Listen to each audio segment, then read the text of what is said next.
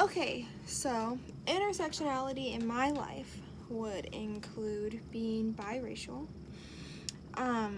Some experiences I have with the world is that everybody wants to ask me what I am, who I am, and everybody wants me to pick a side. Like, are you black or are you white? Well, obviously I'm not white. Like, but like, I'm obviously not just black. Like, there's a clear line between like being biracial and like people who don't know what biracial means. Like, it's very hard to explain to somebody that I'm both. And it's kind of like, I don't know. I feel like it shouldn't be a hard concept to understand that I have both sides in my genes and I identify as biracial, not just one of them.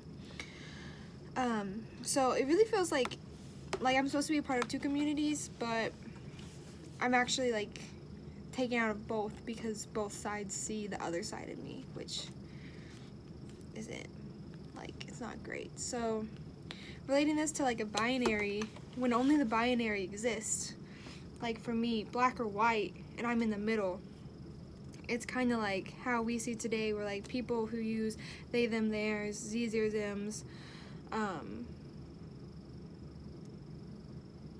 those identities are often overlooked or thought to be too sensitive, too complicated. I shouldn't have to understand that. Well, that's how I feel when people don't understand that I'm biracial. I identify as biracial. I'm black and I'm white. I'm not Hispanic. You still can't touch my hair. Like, all of these things. It's really annoying to have to be like questioned on your own identity when you can Google something.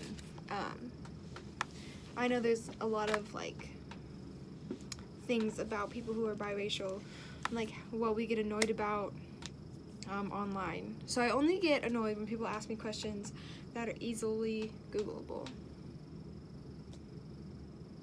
That's my tangent.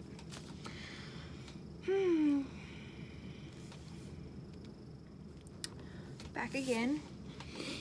So the other topic that resonated with me most in this class would be the objectification of bodies in sexual assault section, which was week 9, I believe.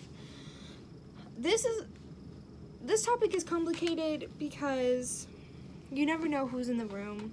You don't know what identities are in the room, and it's stressful to have an opinion on this topic because you don't want to offend anybody. And the most difficult questions to answer would definitely be, well, one, if this has happened to you, but like, if you are attached to the person who is being accused, what would you do?